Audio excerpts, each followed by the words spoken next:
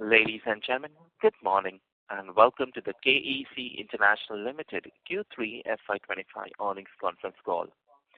Today on the call, we have with us Mr. Vimal Kejriwal, Managing Director and CEO, Rajiv Agarwal, Chief Financial Officer. As a reminder, all participant lines will remain in the listen-only mode, and there will be an opportunity for you to ask after the presentation concludes. Should you need assistance during the conference call, please signal the operator by pressing star, then 0 on your touch-tone telephone. Please note that this conference is being recorded. I now hand the conference over to Mr. Vimal Kejriwal, Managing Director and CEO from KEC International Limited. Thank you, and over to you, sir. Thank you, Ryan. Good morning. We welcome you all to the Q3 earnings call of KEC.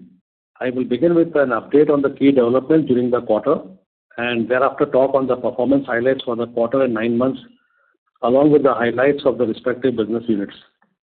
In line with our strategy and targeted timelines, successful transfer of our cables business to KEC Asian Cables Limited, a subsidiary of KEC, effective 1st January 2025. Significant milestone reflects our commitment to unlocking growth opportunities and creating long-term value for the business. As part of our efforts to diversify into high-potential products, we continue to make substantial progress on multiple fronts. During the quarter, we successfully commissioned the first phase of the aluminum conductor plant at our Vadodara facility, with the final phase on track for commissioning by end March 2025. Additionally, the capital investment to produce E-beam and elastomeric cables is advancing well, with production for this facility in Q4 next year.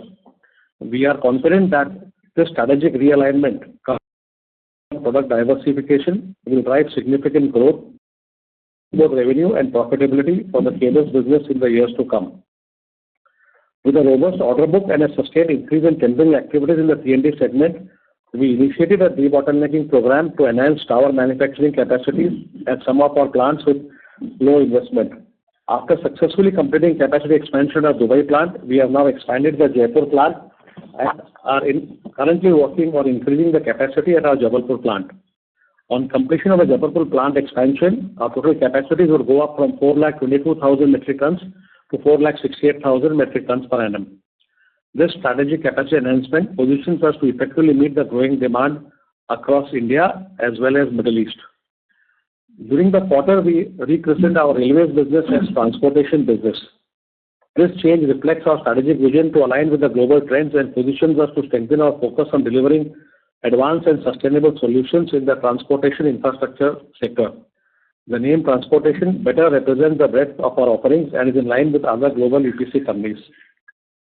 Now coming on to the financial performance. We continue to witness strong momentum in order intake with YTD order inflow of rupees 22,000 crores and impressive growth of over 70% year-on-year. Notably, a substantial 70% of this order intake is T&D business across India and international markets. Additionally, we hold an L1 position of over 4,000 crores, primarily in the T&D sector, positioning us to exceed our order inflow guidance of rupees 25,000 crores for the year. Our order book remains healthy and well diversified, standing at rupees 37,440 crores as on date. Combined with our L1 position, our total order book and L1 stands at over rupees 41,000 crores. In terms of revenue growth, we have achieved revenues of rupees 5,349 crores for the quarter, a growth of 7% vis-a-vis Q3 last year. With this, our revenue growth stands at 9% for 9 months. We have delivered a strong growth in EBITDA of 22% in Q3 and 20% in 9 months. Our EBITDA margins for Q3 expanded by a solid 80 basis points, reaching 7% compared to 6.2% in Q3 FY24. This is our highest quarterly EBITDA margin in the last 3 years. For 9 months, margins improved by 60 basis points, rising to 6.6% from 6% in the same period last year. The revenues and margins could have been better, but for the deliberate moderation in the execution of water projects due to delayed payments from the clients, continued labor shortage, depreciation of the Brazilian currency, and extended monsoon in certain regions of India. Water payments have started coming in, which should provide momentum to the ongoing projects. Additionally, the Union Budget announced has extended the Jal Jeevan Mission until 2028, with an enhanced outlay of rupees 67,000 crores. This increased commitment is expected to fast and unlock greater opportunities in this segment. During the quarter, we have successfully reduced our interest cost as a percentage of revenue by 3 and 30 basis points in 9 months, bringing our interest cost down to 3.2% for Q3 and 3.3% for 9 months. We have significantly enhanced our bottom line with PBT growth of 32% in Q3 and 65% in 9 months. PBT margins expanded by 60 basis points in Q3, reaching 3% compared to 2.4% in Q3 last year, and by 90 basis points in 9 months, rising to 2.6% from 1.7% last year. We remain committed to managing our debt levels and maintaining a strong balance sheet. Net debt, including acceptances, stands at 5,574 crores as of 31st December of 471 crores versus December 31, 2023. While our debt levels could have been lower, delays in collection from certain water and railways have impacted the pace of reduction. However, we remain confident in further optimizing our debt position by the end of the financial year. Now coming to the specific businesses, our T&D business has achieved revenues of rupees 3,175 crores in the quarter, a healthy growth of 17% vis-a-vis Q3 last year. The growth has been delivered on the back of strong execution across projects, especially in India. On the order intake front, the T&D business continues to experience exceptional momentum, achieving a remarkable growth of over 2 times with YTD new orders of over rupees 16,000 crores, secured across diverse geographies including India, the Middle East, Africa, the Americas, CIS and Australia. During the quarter, our India T&D business has secured several key orders at PGCIL, including a prestigious order in the HVDC segment. This order further strengthens our presence in the HVDC market, where we are already executing terminal station project for a reputed private client. On the international front, we have made notable strides, securing substantial orders across diverse regions, including the Middle East, SAARC and CIS. The order in CIS has reinforced our presence in that region and further diversified our order book. In SAE, the business achieved profitable revenues of rupees 309 crores for the quarter, degrowing by 9%.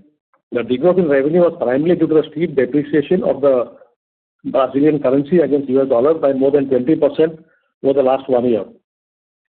The business is witnessing significant traction in order inflows, with YTD inflows surpassing rupees 2,100 crores, an impressive growth of more than 3.5 times. These orders are for the supply of towers, hardware and poles, and they span across the US, Mexico and Brazil. With this, the business boasts a strong order book and L1 position exceeding rupees 2,300 crores. We have successfully managed to maintain our debt levels at rupees 300 crores, reflecting a reduction of rupees 100 crores from March 2024 levels. The overall tender pipeline in the T&D sector remains robust, both in domestic and international markets. We remain highly optimistic about the growth of our T&D business, driven by the increasing demand for power and the Government of India's steadfast focus on expanding renewable energy projects. On the international front, we continue to see promising opportunities across regions such as Middle East, Africa, CIS and the Americas.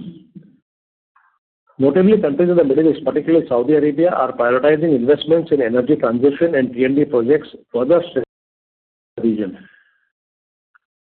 With a large order book and L1 position in the T&D exceeding rupees 25,000 crores, coupled with rising tendering, we expect the business to maintain strong momentum and continue to grow in terms of both revenue and margins in the coming quarters. Our civil business achieved revenues exceeding rupees 1,100 crores during the quarter. As mentioned earlier, the growth has been somewhat constrained by the ongoing labor shortage and the deliberate moderation in the progress of water projects, primarily due to delayed payments. However, the business has strengthened its order book with YTD orders totaling over rupees 2,100 crores, spanning across industrial, residential and defense sectors from prestigious clients. During the quarter, the business has also diversified its customer base, adding renowned clients in the industrial segment. Focusing on moving up the value chain, the business is increasingly targeting EPC turnkey projects in the industrial segment and orders including MEP and finishing work in the residential segment. The outlook remains positive across all segments with a strong order book and L1 position of over rupees 9,700 crores. We are confident that the civil business will continue to be a key growth driver for us. Our transportation business has achieved a revenue of rupees 456 crores for the quarter, degrowing by 30%. The business continues to make strong progress on the completion of the existing projects, with 15 projects successfully completed till date. A notable milestone for the business is its entry in the roadway segment, securing an order in JV for the design, supply and construction of a passenger roadway in the northeast. Additionally, the business has secured new orders of over rupees 2,100 crores in the conventional technology-enabled areas of metros and other emerging areas. These include a significant order in the prestigious train collision avoidance system TCAS segment under Kavach, which aims to enhance the safety of Indian Railways with world-class technology. We remain cautious in our approach to order intake in this sector, considering the margin profile, working capital scenario, and execution complexities of this business. Most of the orders secured during this year do not involve execution on mainline tracks that require blocks from the client, a challenge we are currently facing in the completion of some of our existing projects. The government's ongoing focus on strengthening infrastructure is expected to drive momentum in the railway business going forward. We are strategically exploring select international opportunities also. Our cables business has achieved revenues of rupees 406 crores, a growth of 6% year-on-year. While revenue growth could have been higher, it was impacted by an unfavorable metal ratio skewed towards aluminium.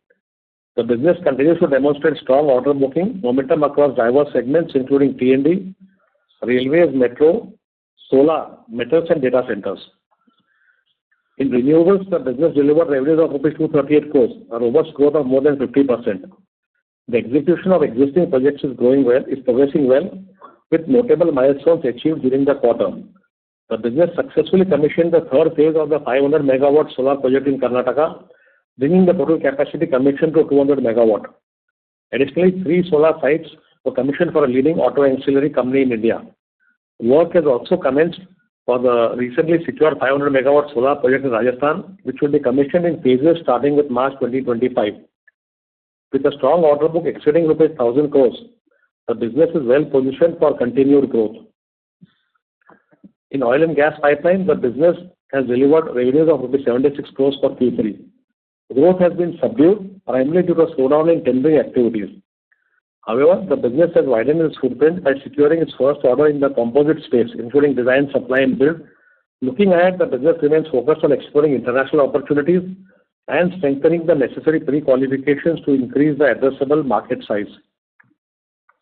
2 days ago, the Finance Minister presented the Union Budget 2025, reaffirming the government's commitment to economic growth with a substantial boost in capital expenditure. The budget allocates rupees 11.21 lakh crores for the infrastructure, reflecting a 10% increase from the previous year. If you add the capex by the public sector enterprises and also the grants which the central government gives to states for capital expenditure, it aggregates to over rupees 19 lakh crores, a robust 16% increase from last year. We welcome this forward-looking vision, which places a strong emphasis on power, transmission and distribution, renewables, water and urban infrastructure. This strategic focus not only infrastructure landscape but also aligns seamlessly with our growth aspirations, creating substantial opportunities for growth. In conclusion, I would like to emphasize that across most of our businesses, with a formidable and diversified order book plus L1 of over rupees 41,000 crore, improved execution visibility, and a robust tender pipeline of over rupees 1,50,000 crores, we are well positioned to deliver sustained growth in the coming quarters. Thank you. We are now open to take questions. Thank you. Ladies and gentlemen, we will now begin the question and answer session. Anyone who wishes to ask a question may press star and 1 on their touch-tone telephone. If you wish to remove yourself from the question queue, you may press star and 2. Participants are requested to use their handsets while asking a question. Ladies and gentlemen, we will wait for a moment while the question queue assembles. The first question comes from the line of Parikshit Kandpal from HDFC Securities. Please go ahead. Yeah, hi sir, congratulations on a decent quarter. So my first question is that this year the ordering has been driven by T&D. So how do you see next year, do you think this kind of performance can repeat? Are there enough opportunities in the market, both in domestic and global? So if you can help us understand that, the demand scenario on the T&D side in next 3-4 quarters. Thanks, Parikshit. I think we are very positive on the T&D scenario, and especially I would have only said 4 countries, but right now it will be 3, which will be India, Saudi Arabia, and Abu Dhabi. We were talking about Americas also, but I think with all the tariff wars going on, we'll just wait and watch what happens. Also, we clearly see that there will be a lot of infra spend in America also. But primarily today, I think India, UAE, and Saudi will drive the growth, and we are very confident that the growth would continue. In fact, what is going to happen, Parikshit, is that this year we got a lot of orders. We also had legacy orders which we were working on and which were completed. Now that all that is getting over, we will be able to focus a lot more on the orders which we have secured in the last 12 months or maybe earlier. So which will also add a fillip to our revenue and margin profile in transmission going forward. Okay. So out of the 16,000 T&D, do you have a number on how much will be the HVDC share in this? HVDC in the order intake would probably be either 600-700 crores. Okay, in that sector. So maybe we'll cross 1,000 crores or more overall. Right now, then we are bidding for a couple of more ones. Then one which has been awarded to a private sector client also is talking to, we are looking at that part also. So I don't know where we'll end up, but I think it will be decent. In addition to that, Parikshit, is that there's some very large HVDC tenders which have come out in the Saudi Arabia also. So I think there we'll be focusing on those also. This Khavda, did we get anything from Khavda, sir? The power grid package? We are doing a lot of work there. Actually, I think about 5 or 6 projects in that area, or maybe more. Is it part of L1 or is it already part of your firm order? No, they are under execution. In fact, a part of that will get commissioned in this March. This power grid Khavda package, which power grid got at 25,000 crores. I'm not sure, but we have got 3 or 4 packages, one in KPS 2, then KPS 3, then their extensions and everything else. So we have got, I think, 4 or 5 packages from power grid. Then we are doing a project for NTPC. We are doing a project for GIPCL. So I think, as I said, I think we have 6 or 7 or maybe 8 projects, and the new HVDC is also coming there. Okay. So the other question is on, so I see your revenue between Q1 and Q3, it has gone up almost by 838-40 crores, and your debt has also gone up by 830 crores. If I minus the proceeds from the QIP, which is 870, that debt is almost flat from Q1 to Q3. So if you can help us understand, I mean, if this that would have been substantially higher. So just give us a little more granularity on the working capital side, on current asset and current liabilities. Is it you are paying your payables down? I mean, why the entire revenue growth has gone into working capital? So maybe Rajesh can talk in detail, but broadly, if you look at it, I think we reduced our debt by around 200 crores. Okay, if you adjust the QIP. And as I said, the primary reason for that has been a few receivables which we thought we will be able to liquidate, like water. I don't think anyone expected that, till now, water money always used to come on top and all that. There was a considerable sum. I think we have more than 500 crores of receivables in water, which should not have been there. To me, that is one clear this. Secondly, on the railway side, we were expecting a lot more faster settlement of our disputes and issues with them, which has not happened. So we have an AR and also an impact on the margin. We would have loved to have a slightly higher margin, but because of the slowdown or I'll say the delayed results of some of our arbitration or resolutions, etc. So some money did not come in. And I think lastly, although Afghanistan, we have received more than 450 crores, we were hoping that we will get another 100, 200 crores from Afghanistan that quarter, but I think that has got delayed now to Q4. So I think these 3 or 4 things put together have put, I think, almost a pressure around 1,000 crores in a way on our collections, which should have happened in a normal course. And that would have been reflected in the numbers. I hope I have answered your question, Parikshit. Yeah. Just a last question on revenue guidance. So now 9 months you have done a growth of 9%. So versus 15% guidance now, what kind of number you're looking at for the year as a whole? So we are still hoping to do 15, but I don't think the way things are happening, depending upon how my supply chain is able to push more numbers, I think we could end up anywhere between 12 to 14%. Okay. Sure, sir. Thank you. Those are Thanks, my very questions. good. Thank you. Thank you. The next question comes from the line of Renu Baid Bogalia from IIFL Securities. Please go ahead. Yeah. Hi, good morning, sir. A few questions from my side. First, if you look on the revenue front, YTD growth in civils is flattish. SE also has seen a marginal drop. We have marginally downgraded your guidance from 15% to 12%-14% range. So how should we look at these two businesses stacking towards 4Q? And given the order backlog, how is the outlook for FY26 for both the civil and the SE piece of the business? So I don't have the exact number of guidance for the individual business for next year, but definitely civil will grow. SAE, I don't see it growing too much because one is the currency depreciation is still continuing, and it's a finite business which is dependent upon the capacity of the plants. So SAE will keep on growing by 5-6% year on year, provided the currency remains stable. If the currency strengthens, we can see a better growth. Civil, in my view, will grow by almost, let's say, 15% or so next year. And what you not asked, but let me know. Overall, I think we are still working out on numbers, but we will definitely have a growth of at least 15% for the company next year. So among the downgrade, you think the big missing piece would be civil because you were initially expecting double-digit growth in civil revenue, and YTD it's been flattish. So the labor issue, in your view, has impacted this part of the portfolio more severely.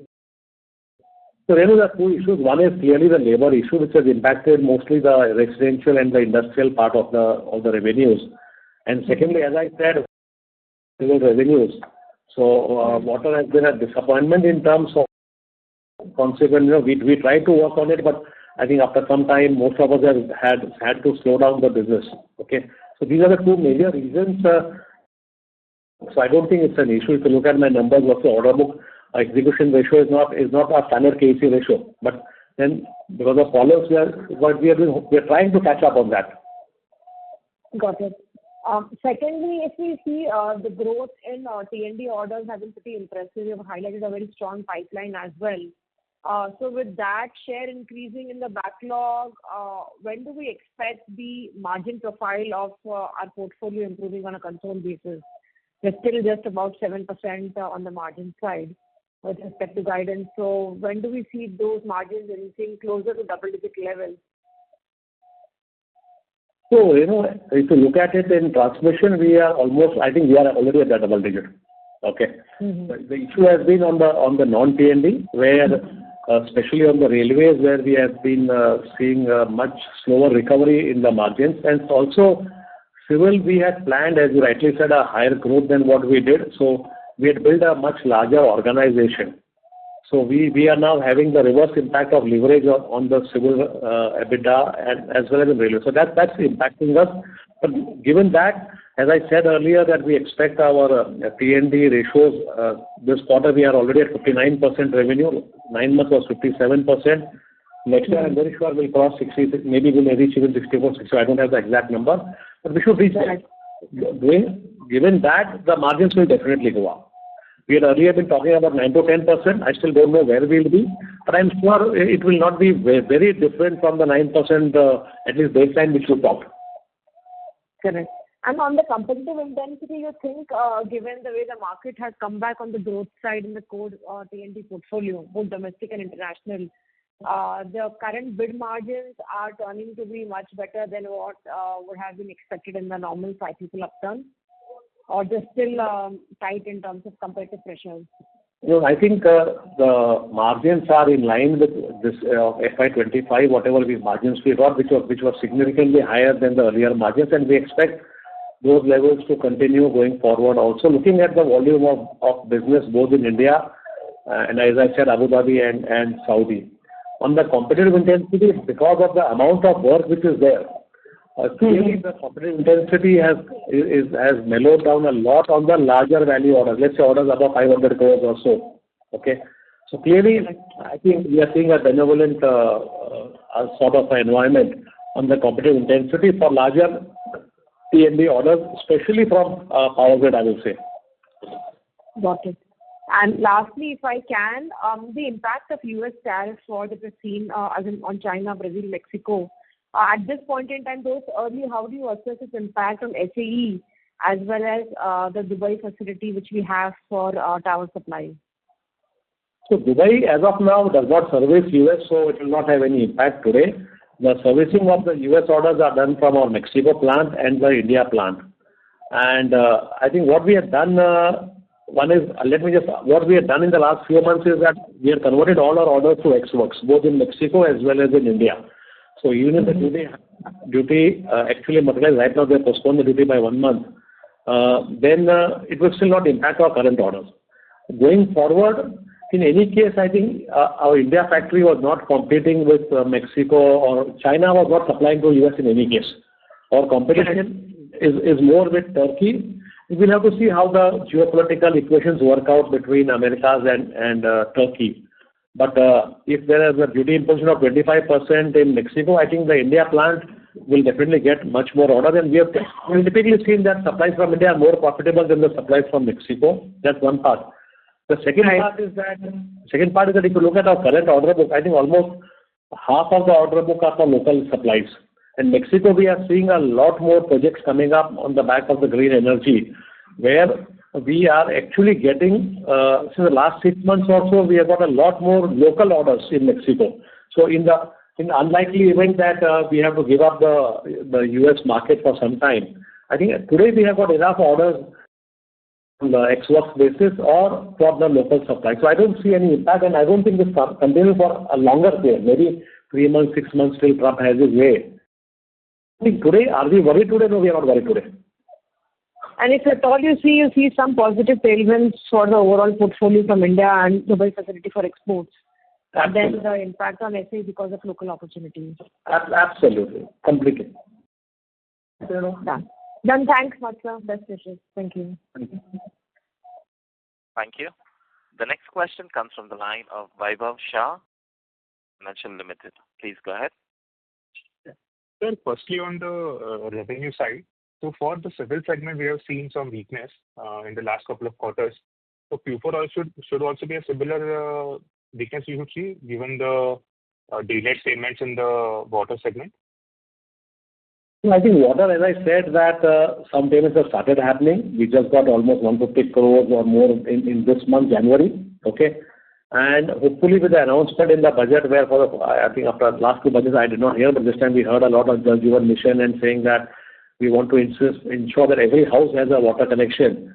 I think that will push the funding in the business. If that happens, then there is enough of tailwind in this particular business. So I think going forward, civil should show better numbers. So Q4 also could be a flattish quarter in terms of revenue for civil? Q4 will have some growth, definitely. Okay. It will not be flat, and that I'm very clear. Okay. Also, we are open for future orders in JJM, maybe over the next year. I think what we will do, Vaibhav, is we'll have to wait for this translates into actual cash flow. Okay. I don't think we are going to jump tomorrow. We will wait and see that, whatever 67,000 crores they have promised, out of that, how quickly does it have an impact or push, and starts revenue and cash flow starts happening. Then we will decide. But I think we are optimists that from 25,000 or whatever number they have gone back to 67,000, and there's a clear statement of intent. So I think it should turn out to be good. And also what is happening is that the current tenders which are being talked about are from, I'll say, reasonably decent states with good financials of their own. So I think something should happen good. So what would be your JJM order book right now, as of December? I think it's roughly just about 2,000 crores. Okay. So lastly, on the margin side, you said that we still maintain that 9 to 10% guidance for 26, but we are confident to achieve the lower end at 9%? Yeah, I think that's what I was saying, that we had earlier said 9 to 10. Too early to right now do it. I think maybe at the end of quarter Q4 we should be able to do it. But I think on the lower end, I think we are reasonably more confident than on the upper end today. But maybe we'll have a chat, after the Q4 results. By the time we'll know also how things are panning out. We have a benevolent cost environment today with metals and all being stable, steel and cement being at a lower end. So I think let's wait for a couple of months, but I think we should be okay. And lastly, working capital, we still maintain that 110, 115 days target for March.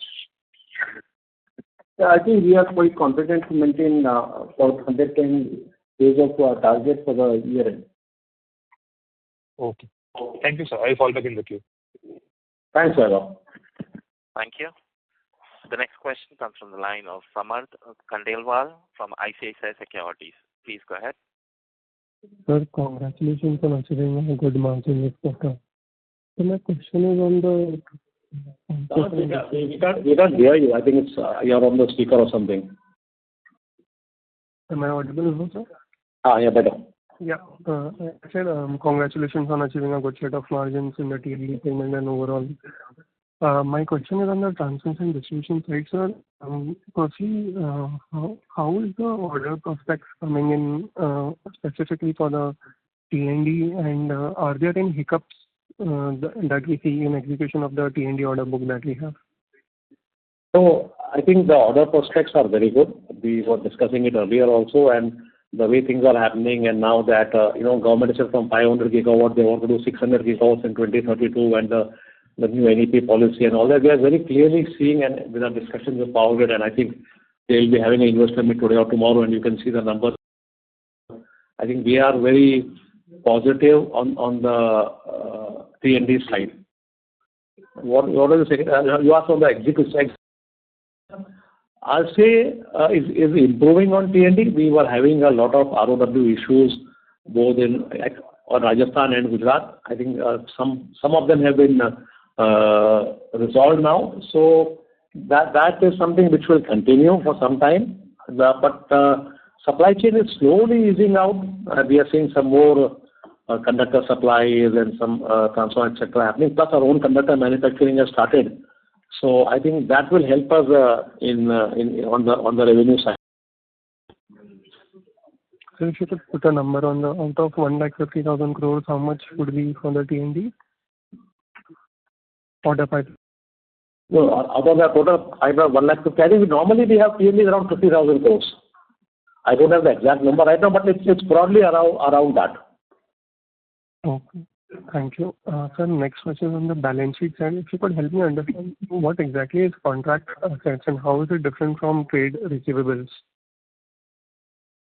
So contract assets, essentially there are two components to this. One is revenue which has been taken, which has not been billed to the client due to the milestones not having been achieved. So that's one part. And second part is a margin adjustment as per the construction contracts guidelines, which is AS7 guidelines, wherein whatever individual margins on the components gets adjusted towards the overall contract completion. So these are the as per the AS7 methodology, the margin adjustment tool which is prescribed by the accounting standards for construction companies. So these are the two components which are classified as a contract assets. Okay. Sir, last question, if I may please. On the Kavach order, what is the value of the Kavach order and what is the scope of work that we'll do? Is this with the Kernex that we have a tie-up? Yeah, it's broadly with Kernex. Some are EPC, some are on the supply side. So we are doing some EPC work, and we are also working with them on the supply part of it, where we are doing the overall integration. Okay. Thank you, sir. Thank you. The next question comes from the line of Bhumika Nair from DAM Capital. Please go ahead. Yeah, good morning, sir. Morning. So we've seen a very strong, 9-month order intake, particularly coming from T&D. Now, as we move ahead, how do you see that trend kind of continuing, both for international and domestic markets? And also, if you can talk about the competitive intensity. So on T&D, the civil, because civil is seen as a significant slowdown in the current year in terms of order intake. So these two parts, if you can just talk about first. Civil is concerned, we have not seen any major increase in the competitive intensity or something. Okay. I think what is happening is that based on our last 5-6 years experience, we have become much more selective on what orders we are taking, what clients we are working, and the size of the orders. And that has slightly, I'll say, narrowed down our universe of pipeline, which is the basic thing. I don't think we have seen any change in the competitive intensity. It's not very high, okay? And especially if you look at orders beyond 500 crores and all that, typically it's only when you come down to 300 crores and all, the number remains the same, but the quality of competition changes with a lot more local players coming in. Then you don't have a significant chance of winning at your margin level. So civil, I think, continues where it is. If you want to take more orders, we can take by dropping margins. But I don't think we are in that game right now, with T&D doing very well. As far as T&D is concerned, I think in civil here, where do you see the ordering for the year, and how is it kind of moving ahead? Which areas within civil are you seeing more ordering activity? Where you're getting the comfort of the margins and payment terms that you're looking for? So civil, I think the ordering or inquiries are coming more from the residential part and the industrial part of it. Okay. And of it, we have seen some more coming on the hospitals, etc. But broadly, it is residential and industrial also, I'll say more or less it's still metals and mining. Okay. It's all focused more on steel and aluminum and all that. So and we are not seeing a widespread inquiry across all the businesses or all the verticals, but it's more steel. Residential, there are a lot of inquiries. And residential is an area where your steel and cement are on pass-through cost, etc. So where you can maintain the margins wherever they are if you are able to execute it well. And that has been a little bit of a challenge with us with the labor shortage. And which is why, we have been going a little bit slow. And as I said, Bhumika, especially with T&D growing at that level and all that, I think we are happy that we don't take marginal orders. Sure. So on T&D, if you can talk about international and what is the pipeline like domestic, obviously the ordering pipeline is very strong. How is the international pipeline and, the competitive intensity as well out there? So international pipeline, especially on the Middle East, is very good. Okay. As I said, Saudi and Abu Dhabi are two countries where we are areas where we are very well focused, and we are seeing huge pipeline. Saudi has come out, had a 2030 projection, now they come out with 2040 and all that. So I think they are doing very well. Abu Dhabi, we are seeing a lot of work coming on the back of oil and renewables. And actually, to me, Abu Dhabi has been a surprise because all the recent orders which were announced in Middle East all are in Abu Dhabi rather than in Saudi. But Saudi has a very, very strong pipeline. So as far as competitive intensity is concerned, I think Abu Dhabi on the larger orders like India has very little competition, hardly 2 or 3 people. And then because we have a factory in Dubai, we have some sort of an inherent advantage in Abu Dhabi. Saudi depends upon contract to contract, but typically there are 3 or 4 serious bidders. The bidders keep on changing, but typically we have seen 3 or 4 serious in every tender. But clearly the intensity has come down, the pressure on margins has come. Right. Got it, sir. So the last bit is on the working capital, which expanded because of water and all of that. Now with the government really talking of giving more allocation towards water, do you think that the working capital will actually come down, and where do you expect the year-end debt and interest as a percentage of sales settling at, both for this year and next year? So Bhumika, we are expecting the debt to go down by at least 500 crores, if not 1,000. That's what we have been discussing internally. But at least 500 crores, we are very clear that we will be able to generate cash surpluses during Q4. The debt should definitely go down. I don't think we have any doubt about that piece. Interest cost, I think we are at 3.2 right now. 3.2. So I think we are still hopeful that, and because of our large revenue which we are expecting in Q4, it should end up below 3. I think we're talking about 2.9 or something like that. 2.9. We should be able to achieve. Got it, sir. Got it. Great. I'll come back in the queue. All the best. Thanks, Bhumika. Thank you. Thanks, sir. Thank you. The next question comes from the line of Tina Virmani from Motilal Oswal Financial Services. Please go ahead.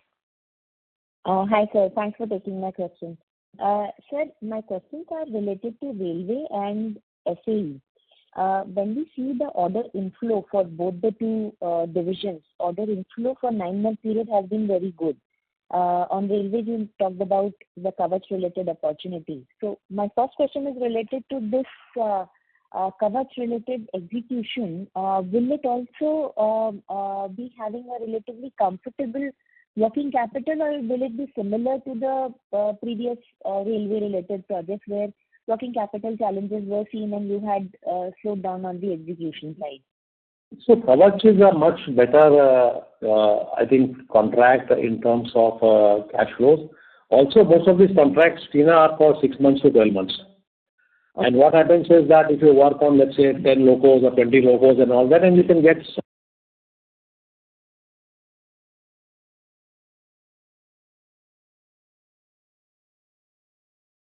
Ladies and gentlemen, we have lost the line of the management. Please stay connected. Thank you.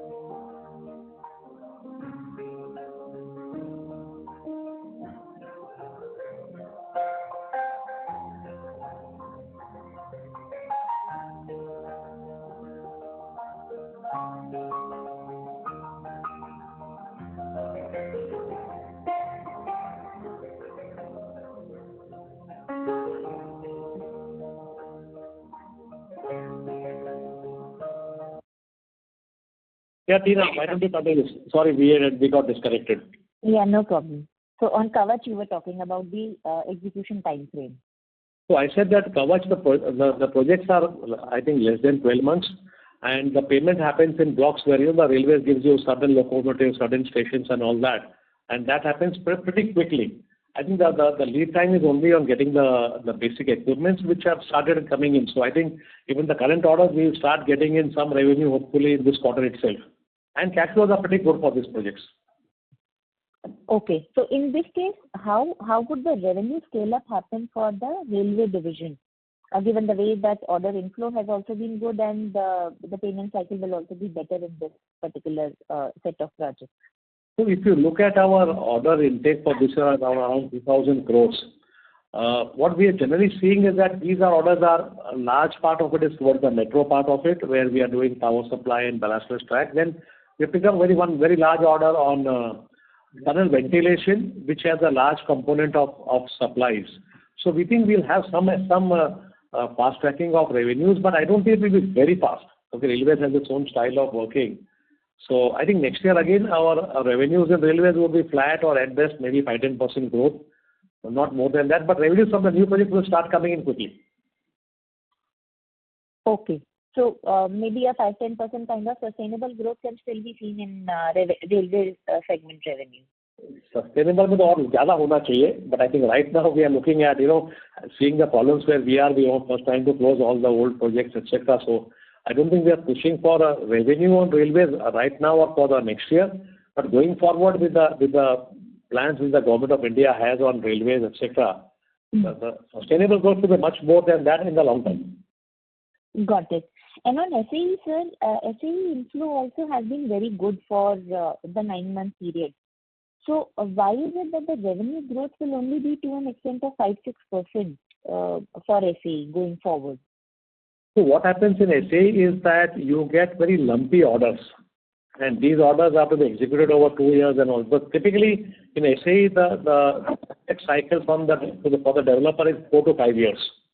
So they're similar to US. The orders you get is I'll say at least with 8 to 9 months ahead of when you are supposed to start delivering.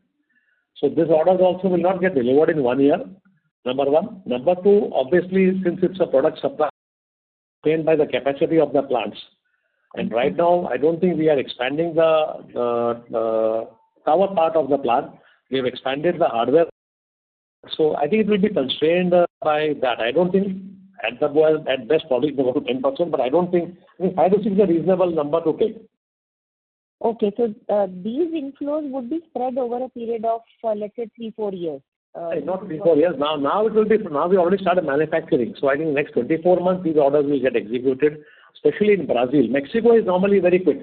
Okay, Brazil gets executed over a time, and we have L1s also, so we'll get some more orders which will come for execution around Q3, Q4 of next financial year.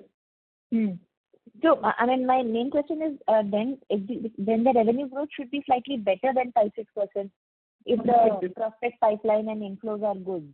It depends upon how the currency also behaves. We are also factoring in that there could be a further depreciation of the currency. So in local currency, maybe it may be higher.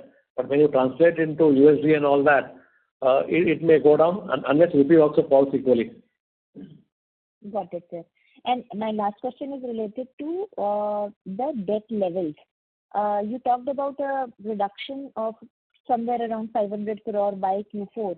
But what would be your outlook for debt for, let's say, in the coming years, FY26, 27 and going forward? Because your order inflows for the whole company as a whole have been very good. And execution will also ramp up in the quarters following quarter 4. So would the debt not move up further from the current levels or maybe from the levels of quarter 4? So, Rajiv Agrawal this side. So basically, what we are saying on a conservative basis, we should go down at least by 500 to 600 crore. So that means a debt level for March will be around 5,000 crore. But in a best case scenario, I think we can go down to 4,500 crore. In fact, the way we are looking at the collection and which has panned out in the month of January, at least for the water SBU, we had collected almost 160 odd crore rupees from the water in January itself. So going by that, probably we should be in a position to improve our debt level less than 5,000. But let's hope the trend continues in the remaining 2 months also. Plus, there are other collections which are likely to be collected and some claims are yet to be settled in the railway business. If all of these come, get settled in the next couple of months, I think our debt levels will be better than 5,000 and probably we can reach to about 4,500. So that is what we should expect the debt level between 4,500 to 5,000 crore rupees for the quarter ending March. And then in coming years, 26, 27? So for 26-27, we are actually expecting the growth as Vimal has guided for 15% growth, although we are still working out on our budget for the next year. But we expect, given the kind of an order book that we have, around 15% growth definitely next year. So I don't think that we will be able to reduce the debt level significantly, considering the growth level of 15% for the next year. Understood, sir. Thank you. That's it from my side. Thank you. Thank you. Ladies and gentlemen, in the interest of time, please restrict to 2 questions per participant. The next question comes from the line of Srinidhi Karlekar from HSBC. Please go ahead. Yeah, hi. Thank you for the opportunity. So you're saying strong order prospects pipeline in the Middle East. Wondering, would it be possible to compare and contrast the margin profile as well as working capital profile for the large projects in the T&D business? If you look at the margin profile, I think margin profile would be virtually similar. Okay, because both India and international now are on fixed prices, etc. Timelines are similar from 18 to 24 months and all that. And also even competitive intensity is virtually similar. So the margin profile would be similar, I would say. As far as working capital, etc., or the cash flows are concerned, typically, I think India has better. If you look at the NWC also, the India NWC is half of, or maybe even better than that of international. And the primary reason being, at least in Saudi, there's a 20% retention. So, that money you will get only once you complete the project, whereas in India, the retention is much lower, and in many cases, you are allowed to draw the retention against bank guarantees. Also, what happens is that I'll say the transit period and all that are much lower in India. Factories are mal bechte ho, 4 din mein mil jata hai, and then you can build it, etc. So in a way, you'll have at least another 1 month or so additional timeline by which you can bill and collect. So typically, in today's scenario, at least India is significantly better than international. Okay, but we are working on the international to see how do we bring it closer to India. I don't think we can reach the India numbers. Will definitely improve. And Rajiv said that debt levels will go down. One of the items was that we were really working on how to reduce the NWC in international. Understood. And so second question, you have seen strong orders on domestic T&D. Just wondering, one of your industry peers announced, kind of indicated that there has been some deferral in awarding from both power grid as well as state transmission utilities. Just wondering, did you also see awarding deferrals because projects bidding are coming out higher than the budgets? So typically, we don't bid for a state transport, state transmission, so I'm not able to comment on that part of it. As far as power grid is concerned, I don't think we have seen I think the only project which, if I ask me, which I know of, has been the HVDC in Rajasthan, where the prices were very high as compared to the estimate. So that went for a rebid amongst the developers. Otherwise, I have not seen a single project which has been rebid on account of prices. Okay. Delays, I have not seen, if you ask me, I don't think we have seen any significant delays in the award of the projects. Sometimes what happens is that because of the availability of land and ROW, etc., we have seen that the BBC and all that keep on changing the route or make some changes in the substation location, etc., which may cause some deferral, but I don't think it is significant. So I am a bit surprised if someone has said that. At least we don't subscribe to that view. Understood, sir. And the last one, there's this sharp jump in JJM funding in budgets. So just wondering, should we read that as a very strong order prospect, or should we largely read it as a more payments to the contractors of already awarded projects and consequently better execution? To me, it is both.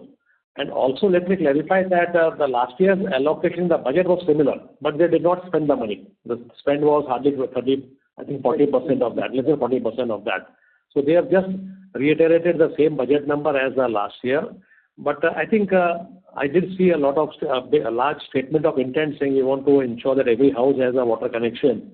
So I do presume that this has the backing of the PMO, etc. And so this money would actually start flowing into the states and to the contractors. So it would help us in the current execution and hopefully in getting new business, which we had actually gone slow. Understood. Thank you for answering my question. Thank you so much. Thank you. The next question comes from the line of Ashwini Sharma from MK Global. Please go ahead. Yeah, good morning. Thanks for the opportunity. So my question is again on the opportunities in the railway, more specifically to cover.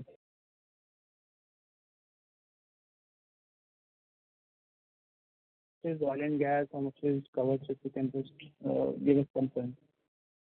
I have the breakup right now with me, and you can speak with Abhishek later on to get some breakup. Okay. Secondly, there have been a lot more talk on the railway, the labor issues. Some more general idea of what is the challenge that we are facing, and when do you see this getting physically normalized? I don't think anyone can tell us when we get normalized. It's a serious issue, and the basic problem still is not, I'll say, not of getting people, but of retaining people. Typically what used to happen is once a labor or, a technician came to a site, he would work for 11, 12 months and then go back for annual, and then we'll pray that he'll come back. Now, we are seeing that people are going back in 3 months, not turning up and all that. So attrition of labor has become a serious issue across all the industries.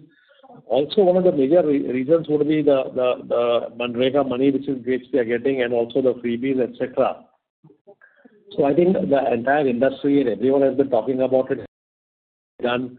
So we are trying to take long-term steps of providing better incentives for them to continue to work for longer periods of time. Other things which the industry as a whole is working. Hopefully it should start improving with all these efforts. But when it will become zero is difficult to answer. Sir, lastly, just to confirm, you mentioned for FY2025 revised guidance is 12% to 14% revenue. Is that right? Yes. But sir, in that case, our ask rate for Q4 will be around 7,500 crore of number. I mean, are we confident to achieve that, sir? That's how we set the number, based on that. Okay. Thank you very much. Thank you. The next question comes from the line of Subramaniam Yadav from SBI Life Insurance. Please go ahead. Can you just give some number on the legacy railway orders where the margins are lower? How much would that quantum be in our order book? So I think we still have around 15-20 orders in the railways which are, I'll say 95-97% complete. किसी में yard का और marshalling yard का order दे दिया है, IFOT बाकी है, ये सब बाकी है. So I think in the next maybe a quarter or two maximum, we should be able to physically complete all the legacy orders. Okay. What will remain would be the commercial closures where a lot of them have got, I'll say, disputes and which are related to, some of them are in dispute resolution boards and some of them are in arbitration, etc. So commercial closure of this probably will continue for one more year. So we'll see definitely some issues continuing for 1 year on the commercial side. Physical side they'll get over. The value physically, the balance value would be probably 100-200 crores or maybe in that region. I don't think the value of these orders, the balance work to be done is very high. It's just the closure which is causing a lot of pain and time. Okay. And sir, what would be kind of margin in this thing, orders? I don't think these orders have any margin, which is why you can see I said that our P&A margins are close to or maybe double digit and our overall margins are 7%. So these are, most of the legacy orders will not have any margin. And sir, what about the last 2 quarters? So this quarter and last quarter, we have seen some traction in the railway order. How are the margins there? So now whatever normal margins, when they range from 8% to 10-12%. Okay. 8 to 10%. Okay. And sir, how much would the Kavach order in there? I don't have the exact number, but it would be around 700-800 crores or so. 800 crore in last 2 quarters. In the 2,000 crore order intake which we set for railways this year, I think 700 or 800 crores are the Kavach orders. Okay, that's fine. Okay, sir. Thank you, sir. Yeah. Thank you so much. Thank you. The next question comes from the line of Sagar Gandhi from Invesco Mutual Fund. Please go ahead. Sir, my question is again on the working capital. You highlighted a few. Sagar, I do apologize to interrupt you there. Could you please speak up? Your audio is too low. Yeah, am I audible now? Yeah, go ahead. Yeah. So, sir, I mean, the amount which is under contention on the receivable side for the water and on the railway side, if you can quantify that, that will be great. So on the water side, it is roughly about 500 crore or so. And railways is difficult to quantify because there are few claims which are yet to be settled with them. But we do expect roughly about 250 to 300 crore rupees amount to be received from settlement of these claims.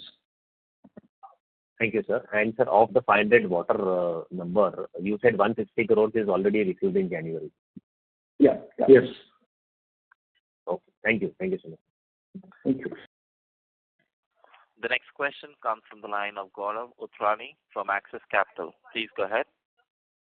Thank you for the opportunity, sir. So just needed to our order book is majorly composed of T&D now, like 55% of the order book, and we are very selective in taking orders on the civil side or say for any of the other non-T&D segments. So if that segment isn't performing on as per expectation in FY26, and challenges such as for labor and supply chain challenges continue for power T&D, so are we positive on achieving our revenue guidance of 15% FY26 if other segments are not performing and slow down in T&D segment if we see any sort of? And Gaurav, we have taken into account all that, and that's how we have talked about this number. I think we are very confident, but I said that actual numbers will probably be talked about more once we do the Q4. But with the current order book plus L1 of 41,000 crores, I don't see any challenge of achieving at least 15%. Okay, sir, got it. And sir, specifically on the oil and gas segment, you mentioned about there's been some inquiry in the domestic market from steel manufacturers and all. So are we seeing any order conversion on that side? And apart from that, on the African region, you said about qualification of second qualification on that region. So what is the progress on that part? I think we're talking about two different things. One is the oil and gas business, where we talked about getting some orders in Africa and doing composite work, etc. So I think we are seeing some more tenders coming out of the oil PSUs in terms of India and a little bit in Africa. When we talk about metals and all that, that was for our civil business, where we said that on the industrial front, we are seeing a lot of inquiries coming from the metals industry. Got it, sir. That's all my question. Thank you, sir. Thanks, Gaurav. Thank you. Thank you. The next question comes from the line of Saket Kapoor from Kapoor and Company. Please go ahead. Yeah, namaskar, sir. And Namaskar, Saket. Sir, when we look at our 9-month business revenue breakup, the decline which we see in the transportation, oil and gas segment, what should be outlined, sir, going ahead for the fourth quarter? And I missed your numbers or the revenue for how are the revenue execution going to be as a whole for Q4, sir? So, Saket, what we have said is that we were still hoping for a 15% increase overall, which right now looks a little bit difficult, challenging by a percent or so. So what we have now said is 12 to 14% for the whole year, okay, which effectively means at least 22 or 23% in Q4. That's the number we have been talking about now for the revenue in Q4. Right, sir. And taking these two segments in particular, sir, जैसे आपने transportation and oil and gas के लिए बताया जो decline है, इसमें next year आप कैसा देखते हैं, sir? The key reason why oil and gas pipeline segment has shown a significant decline, and this is particularly to the Spur, the company which we acquired, the business that we attribute from there. I think, Saket, इसमें major issue है कि last year में for whatever reason tender बहुत कम आए. So it is not a question कि decline क्यों होगा. डिक्लाइन से हो रहा है कि इसमें ऑर्डर नहीं आ रहे हैं, आ ही नहीं रहे. और जब आ नहीं रहे हैं तो क्या होता है, जब कम ऑर्डर आते हैं तो बहुत घमासान यूज होता है, तो इसलिए हमारे को जॉब मिलते नहीं है. तो जब मार्जिन, हम तो मार्जिन तो कम करते नहीं है, तो उसमें नहीं मिलाते और किसी और बंदे में मिल जाएगा. So that is the reason why we are not getting orders. But as I said, now we are seeing some more tenders coming in. Hopefully it should improve, but I am not sure. But I think you should also keep in mind one thing, is that it's a very small portion of our revenue. तो 80 करोड़ रुपया है, 60 होगा या 100 होगा, उससे overall number में बहुत ज़्यादा अभी फर्क नहीं पड़ रहा है. एक बार इंटरनेशनल ऑर्डर जाएंगे, देन दिस रेवेन्यूज में बिकम लार्जर, तब मटेरियल हो जाएगी. लास्टली सर, केबल सेगमेंट में आपने जो भी कैपेसिटी एक्सपेंशन, नया कंडक्टर एंड ऑल प्लांट डाला है, इसमें सर रेवेन्यू प्रोफाइल कैसा देखते हैं सर? 9 महीने में 1200 फ्लैट रहा है हमारा, 1211 करोड़ पे. तो गोइंग एहेड अभी यूटिलाइजेशन लेवल्स कैसे हैं? और सर जैसे बजट में भी सर इस पर प्रावधान दिया गया और जोर दिया गया ट्रांसमिशन सेगमेंट पे, तो केबल्स का आउटलुक कैसा बन रहा है? तो केबल्स का आउटलुक तो ठीक है, ग्रोथ 11-12% साल का है इसमें. अभी क्या हुआ था कि जैसे मैंने बोला कि because of the difference in price of copper and aluminium, most of the clients are shifting to aluminium. तो आप तो काम फिजिकल तो उतना ही काम कर रहे हो, लेकिन अब $2,500 पे बिक रहा है. So which is why the revenue growth has shown very muted growth. Okay. Coming to aluminum conductor, we just commissioned the plant, so the revenues will now start coming in. Q4 we will get some revenue. Hopefully Q1 onward we should start getting full revenue. साल भर का हमने पहले भी कहा था कि करीब 600 crore का रेवेन्यू कंडक्टर प्लांट से आएगा, तो अगले क्वार्टर से करीब 150 crore का impact quarter on quarter aluminium conductor से आएगा। Right sir. और लास्टली सर अग्रवाल जी, अगर आप हमें फॉरेक्स का इम्पैक्ट बताते हैं क्वार्टर के लिए 9 मंथ्स के लिए, क्वार्टर में तो I don't think significant number है, but YTD gain has been about 21 crore। Okay. And sir EBITDA के अंदर में एक आपने वन ऑफ आर्बिट्रेशन का भी अवार्ड का मेंशन किया था, वो किस क्वार्टर में बुक किया हमने 24-25 करोड़ रुपए? क्वार्टर 1 में बुक किया था। ओके सर, ठीक है साहब, धन्यवाद sir, and all the best to the team sir. Thank you Saket ji, thank you. Thank you.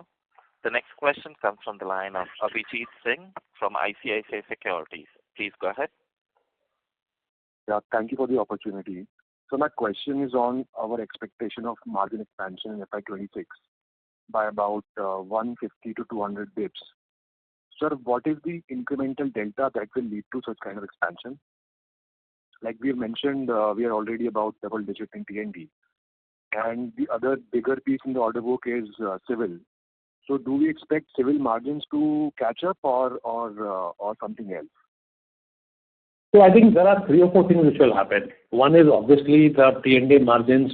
As I said, we are almost at double digit now. So, and with most of the legacy orders in T&D getting completed, you don't see any negatives in T&D happening. So that will obviously be the primary driver. Civil, I think we had a few large orders on metros where the margins have been, not very great. And I think most of these orders are getting over this March. Out of the 4 lines which we are doing, I think 3 will have hand over fully to the clients in Chennai and Delhi. So that part of it where the revenues were there, but we are not getting so much margin will come down. So what will happen is next year the civil EBITDA will also grow. And thirdly, I think on the railway side, because we have got new orders which are at a higher margin, and if we are able to execute them well, which we are confident, then the railway margins also should start showing something better than what they are. So I think these are the 3, and fourthly, which what we not discussed, at least at the PBT level, we do expect that the interest cost will come down significantly. So if you go down further beyond the EBITDA, then we expect the PBT to improve much more. And the other thing, Abhijit, the other thing which Rajiv is saying is that, today T&D is at 59% for the quarter, 57 for 9 months. So we expect the next year profit should be around 65 or so, at least above 60. So that, and that's at a higher margin. So I think that will, in a way combine together to help us in, bridging the margin gap which we are talking about. Right, sir. So also on the railway side, like last 2 quarters, we have seen the order book inching up sequentially after a fall of about 5 to 6 quarters. Now, and 9-month order inflow has been dominated by the coverage orders. So, what gives us confidence that these orders from railways are, better in terms of the working capital profile compared to, what we saw in the last 2 years? So, Abhijit, what has happened is that the last 2 years, most of the orders were on an EPC basis on electrification and speed upgradation, etc. And most of them had required us to work on the, let's say, the speed upgradation is on the Bombay-Delhi track. Now, Bombay-Delhi track is a very, very, you hardly get 5 minutes, 10 minutes between 2 trains. But the promise in the tender was that we'll give you 4 hours, 5 hours of block every day. Unfortunately, that is not materialized. That is the reason why we are losing money, and with arbitration and all that is happening. What has happened is that now most of the orders, in fact, virtually all the orders which we have taken are either to set up, let's say, doubling of a line or gauge conversion where the existing line is shut down, or we are doing a tunnel ventilation, a power supply, or balastless in metro. So in short, most of them have got no dependence on getting a shutdown from the railway or a block from the railway. So once that is there, I don't think execution is a challenge if you have an open field to work on. Which is why I think we are very confident that whatever we are doing now would be executed well. Right, sir. That would be it from my side. Thank you. Thanks, Abhijit. Thank you. Thank you. The next question comes from the line of Uttam Kumar Shrimal from Axis Securities. Please go ahead. Yes, sir. Good morning and thanks for the opportunity. Sir, you have mentioned in your railway transportation business about ropeways. So just wanted to understand what kind of opportunity we are looking at in the ropeway segment, and what would be the margin in this particular segment, particularly in ropeway. With the margin, so at the time of bidding, we bid at a similar margin of, not less than 8% to start with on all the businesses. So difficult to say, this is a very small order, 50-60-70 crore के आसपास का order होगा. But I think the opportunity today, if you look at, government has been talking and they have announced at least, I have a list of at least 15-20 projects in ropeways. The issue is that we'll have to see in what format and how they come. Earlier they were supposed to be all on an EPC basis, then government converted some of them on HAM, etc. So it will depend upon the final model in which the projects will come. Right now there's a very large tender we are talking about in Himachal Pradesh, which is on EPC. So I think we'll have to wait and watch the opportunity. We just wanted to put our foot in because the work is similar to what we do in transmission of setting up posts, etc., and stringing and all. And we have some good technology partners also. There are very few in the world. So we thought that let's see, it's a new area, and now that it has been given to NHAI, we do expect that it would be contractually good. Okay.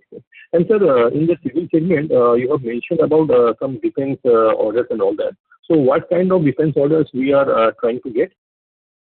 So what we have got is actually more civil in the defense. So there will be residential and office complexes and all that. Yeah, and commercial parts. So where they have the command centers and all that stuff.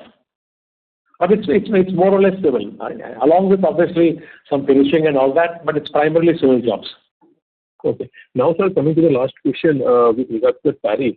Suppose the tariff is levied. So what kind of impact we will have on our primarily on our balance sheet and profitability moving ahead? इसका कोई ज़्यादा impact की बात नहीं. आप देखिए Mexico का number मेरा $50-60 million का टर्नओवर है. उसमें से almost more than half is consumed within Mexico. So what we are supplying to US is $20-30 million. We are expecting to increase the supplies. Let us see what happens. What tariff तो सबके लिए लग रहा है. It's not only for me. The positive part which I was talking earlier is maybe that may divert a lot of orders to India. And typically we have seen the India orders to US and all are more profitable. So I think we'll have to wait and watch the impact. I personally do not see, looking at our Mexico business into US being impacted much. बहुत ज़्यादा है भी नहीं. और दूसरा Mexico में बहुत काम आ रहा है. So I think we are happy. The other thing what you have to understand is Mexico में order क्या जा रहे हैं? Mexico में order जा रहे थे clients who wanted made in America as they call it. कि भाई जो government utilities है उनकी. और उसमें वैसे भी क्या हो रहा था कि we were buying a lot of steel from America and then giving it back to the American market. So I think they will have to find a solution for that because अगर allow नहीं करेंगे तो उनका America steel का export कम हो जाएगा. तो मेरे को अभी बहुत ज़्यादा, if you ask me, am I worried? Right now we are not worried. We have to wait and see what happens, and the impact for us are the numbers are very small. Okay, sir. That's all from my side, and wish you all the best. Thank you, sir. Thank you. The next question comes from the line of Harshal Mehta from Smart Sync Services. Please go ahead. Good morning, sir. Congratulations on good set of numbers. Thanks, Harshal. Sir, so in last con call, you mentioned that our existing Kavach project might be completed in next 3 or 4 months. So, any update on that? Were we able to, conclude that project? I don't think we have completed finally. I think एक आध station का कुछ काम बचा हुआ है. So I think खत्म हो जाएगा अभी. It's not मतलब चल रहा है. बहुत छोटा मोटा काम बचा है. But have we completely closed? I don't think so. I don't have a clear update on it, but I don't think so. But हो जाएगा. उसमें कोई issue नहीं है. Okay. And the new projects that we have got on the Kavach part, are they on the same lines as in related to railway tracks and stations, or they are also related to wagons also? So it's not related to wagons, but yes, related to locos. So a large part is also on the installation of the equipment and the software on the locos. Understood. And this is also in the JV with our JV partner, right? We are working with Connex, yes. Okay. Thank you. Thanks a lot, sir. All the best. Thank you. Thank you. The next question comes from the line of Mayank from AMSEC. Please go ahead. Thanks for the opportunity. Sir, one clarification on the conductor part. Are we going into the AL59 for the aluminum? Yes, we are already manufacturing AL59, yes. where we will be competing with the top 2-3 players, which is approved with the power grid? So to me, Mayank, it's not a question of competing. It's a short supply. Okay. And sir, on the renewables, just wanted to understand what would be your scope of work in terms of per megawatt? The scope of work में तो सारा ही काम करना है, मतलब except the module we don't get into the module supply part of it. Minus the module supply, we do everything. But module installation हम ही करते हैं. So the scope includes the job where the modules are pre-supplied by the client. Rest we do everything, both on the AC side and the DC side. Okay, thank you. Thank you. The next question comes from the line of Riya Shah from Equitas Investments. Please go ahead. Hello. Thank you for giving me the opportunity. My first question is in terms of the water projects. The collection issues we are facing are majorly from the center or the state projects? So, ma'am, the client is a state for us. But what happens is if you look at the funding of these projects, typically 40-50% comes from center and the balance comes from the state. Depending on each state, the ratios are slightly different, but probably you can say half-half. So I do not know where the problem is. Sometimes when we talk to them, they say center is not given. Sometimes we talk to center, they say state is not ready to give equal, so we are not dispersing. So it's a little bit of a cat and mouse game. I think it's now I think it's improving because the work is suffering. Got it. And in terms of railway, you mentioned that we have a certain labor issue. So typically, how do we employ these laborers? So are there some agencies, organized and unorganized players? How do we go about it? So we did not talk about labor in railways. We are having a major problem of labor in civil and partly in T&D. But what happens is that we have two types of contracts. One is we employ a labor contractor and you give him on a piece rate basis saying this much foundation, this much this, and you pay per cubic meter or whatever way it is. And that's the way it is. But wherever the work is sporadic and there are issues and there, where it may not be economical for contractors to come in, we do hire labor and technician again through contractors, but it could be on a time rate rather than a piece rate. These are the two models which we follow. Okay, these are all organized players or we are local and organized players? Most of them would be unorganized, but now looking at the issues which we are facing, we are seriously looking at saying should we move to some more organized players, which obviously would be more expensive and all that, but I think the continued shortage, we may have to do that. Got it. In terms of oil and gas, you mentioned we're seeing a little slowdown in orders. So typically, what kind of projects are we seeing slowdown in? So these would be projects from, let's say, linking from the port to the refinery or, to consumption centers or wherever CGD is coming, then they may want to have gas lines going in from the refinery or the depots and all that. So they are basically cross-country running across 3 or 4 states, etc. So getting the right-of-way approvals, etc. have been taking time. And I don't know, for some strange reason, we did see a slowdown in the overall market. Okay, but now I think there's a lot of talk saying that they had talked about the national grid of, national gas grid, etc., which now they are again talking. So hopefully, we are hopeful that business will improve. So oil and gas would typically be for private capex led, right? Not public capex? So most of it would be on the public capex, which would be, let's say, Indian Oil, ONGC, Oil India, etc. But there are some which are being talked about in the port connectivity, etc., where private sector may come in. Also, what is the other piece which we are doing is the slurry pipelines, which are for steel production. So we are doing a very large slurry pipeline for one of the private players. Okay. Okay. And in terms of railways, you mentioned that Kavach will be the new trigger for us. Going forward, how do you see this sector apart from Kavach growing? And what were the issues you currently faced? If you could just elaborate on that. The government, even in this budget, has allowed crores for railways, of which our addressable market, we said, was around 1,11,000. So business is about it. It's a question of how contracts are executed. I think all the contractors are facing serious concerns, serious problems with the railway. Railways are looking at it, saying what they will need to do to improve it. If they do that, then I think it will become a big area. Otherwise, then you are picking up selective orders where the contracts are much better, payments can be faster, not linked to very long milestones, etc. So I think that's the reason why our railway order book has been going down, because we have been very selective looking at the history and the problems which you are facing today. Okay. Thank you so much. Thanks, Priya. Thank you. Thank you. The next question comes from the line of Saket Kapoor from Kapoor and Company. Please go ahead. Thank you, sir, for the opportunity. Sir, look at our line of operation and the segment.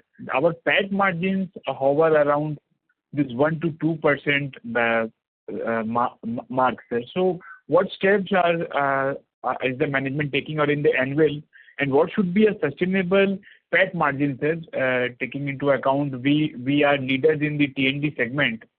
So if you could give us some color, sir, how should this PAT margin shape up going ahead? And also for equity raising, sir, are we looking further to raise further equity? No, I don't think we are looking at raising any further equity. Sustainable PAT margin, my view, could be anything around 4 to 5%. And on the steps, very clearly we're talking about the EBITDA going up by at least 150 basis points sort of next year. Then we talked about interest costs going down and coming from Middle East, where hopefully the tax rates are slightly more benign than India. So I think below the EBITDA line, both on the interest cost and also on the tax part, I have some beneficial impact. So EBITDA बढ़ेगा, tax थोड़ा कम होगा, ब्याज कम होगा. So I think the PAT may be improvement. To me, the improvement in PAT, Saket ji, would be more than the improvement in EBITDA. Very clear. अभी इस साल के 20 quarter result भी देख लीजिए, PAT कितना बढ़ा है, EBITDA कितना बढ़ा है. तो वो तो होना ही है धीरे धीरे. सर इस क्वार्टर में तो सर आपका अदर इनकम भी जो लास्ट क्वार्टर का था वो भी नहीं है, तो PAT significantly PBT significant increase है. अगर वो 25 करोड़ को नॉकआउट कर दें तो 100 के वर्सेस 160 है ईयर ऑन ईयर में, तो it is a growth definitely.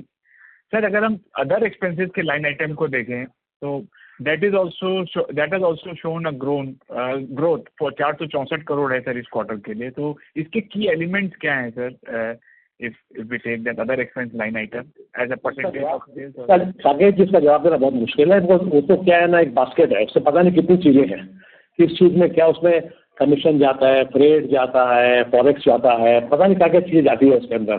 तो बहुत मुश्किल है उसको समझाना कि उसमें क्या कम हुआ क्या नहीं हुआ. ज्यादा आपको समझने के बाद अभिषेक से बाद में बात कर लीजिए. बट इसमें क्या है कि it's basket of at least 15-20 items. Legal fees है, कभी कोई केस हो गया, आपने केस में पैसा दे दिया या उल्टा कुछ हो गया है ना, तो उस पर बहुत ज़्यादा ध्यान देना. इससे कोई मतलब उसमें कोई ट्रेंड नहीं है. Let me put this way. Okay sir. And lastly sir, cable segment में अपना ब्रेकअप क्या है sir in the category of cables where we operate, and EHP segment में भी सर क्या हमने पूरे किया हुआ है ऑलरेडी? तो मेरे पास पूरा नंबर नहीं है, बट साल भर का अगर आप नंबर लेंगे तो मोटा मोटी करीब 500 करोड़ रुपये हमारा ईएचपी और एचटी से आएगा. बाकी हमारा एलटी और इन सब का है, और अब थोड़ा सा अब कंडक्टर से भी आएगा. कंडक्टर सर आपने 150 करोड़ बताया ना नेक्स्ट क्वार्टर से बताया, 600 करोड़ साल का बोला है. Okay sir. Sir last sir जो आपने सर जो मिशन वाले बात में बताया था सर, इसमें भी sir exactly last year government was unable to spend the allocated amount. So what could have been the reason, sir, on allocating 70,000 crore and spending only 29,000 and then creating a total ecosystem where all EPC players are facing issues? So what has resulted into these, because the government revenues do not reflect in the same direction. They have gone up significantly. So if you could explain. Fiscal deficit को maintain करने के लिए कुछ तो बचाना पड़ेगा ना कहीं तो.